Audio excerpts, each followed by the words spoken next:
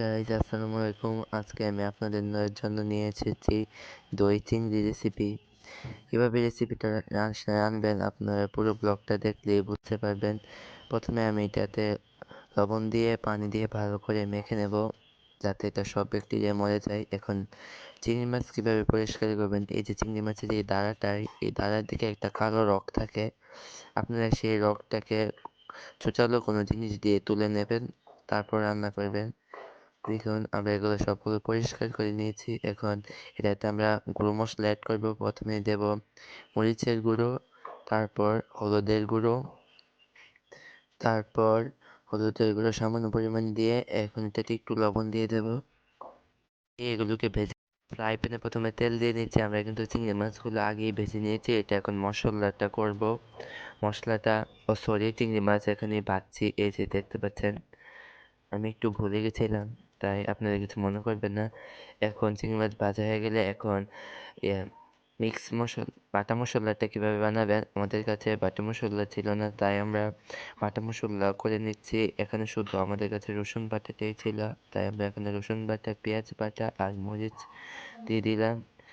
আপনারা আদা বাটা দেবেন না, কিন্তু চাইলে একটু দিতে পারেন। এখন আমরা সেই মশলাটা তেলের মধ্যে দিয়ে দিলাম আরেকবার ফ্রাই প্যানে। এখন এটাকে ভালো করে নেড়ে চেড়ে যখন সিদ্ধ হয়ে যাবে তখন আমরা ফ্যাটানো দইটা দিয়ে দেব। আপনারা যে কোনো দই দিতে পারেন বা বানিয়েও দই দিতে পারেন। দই দিয়ে আমরা ভালো করে নেড়ে চেড়ে নেব। তারপর আরেকটু আমরা লবণ দিয়ে দেব। আপনারা টেস্ট করে লবণটা অ্যাড করবেন। তারপর আমরা এটাতে এখন মশলাটাকে লোতে ভালো করে ভাজতে দিয়ে দেবো জিরার গুঁড়ো আর ধনিয়ার গুঁড়ো। তারপর আরেকবার দিয়ে দেবো মরিচের গুঁড়ো, তারপর সামান্য হলুদের গুঁড়ো দিয়ে তারপর আরেকবার আমরা লবণ অ্যাড করে নিলাম। এখন সবগুলোকে মিক্স করব মশলাটার সাথে। দেখুন মশলাটা যখন এইরকম কালার হয়ে যাবে তখন আমরা এটাতে একটু ঘি অ্যাড করেছি, আপনারা চাইলে নাও ঘি দিয়ে দিয়েছি। এটাতে আমরা 4-5টা কাঁচামরিচও দিয়েছি। যখন কালারটা এইরকম হয়ে যাবে আর একটু লালচে কালার হয়ে যাবে তখন আপনারা চিংড়ি মাছগুলো অ্যাড করবেন।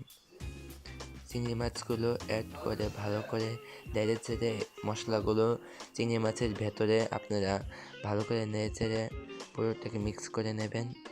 যখন চিংড়ি মাছ রান্নাটা এইরকম হয়ে যাবে তখন আমরা একটু ঢাকনা দিয়ে ঢেকে দেবো।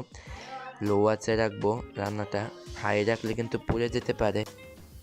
তারপর হাই আঁচে রাখা যাবে না। যখন রান্নাটা এইরকম হয়ে যাবে তখনই আপনারা বুঝবেন যে তরকারিটা রান্না হয়ে গেছে। আমরা কিন্তু লো আঁচেই এখন রেখেছি, কারণ চুলার আঁচ বাড়িয়ে দিলে কিন্তু পুড়ে যাবে। এখন আমরা এটাতে ধনিয়া পাতা দিব। আপনারা ধনিয়া পাতা নাও দিতে পারেন। ধনিয়া পাতা আমার ভালো লাগে তাই দিলাম, একটা ঘ্রাণ আসে। এখন ধনিয়া পাতাগুলো আমরা দিয়ে দিচ্ছি। এখন এই মুহূর্তে আমরা তরকারিটা নামিয়ে নেব।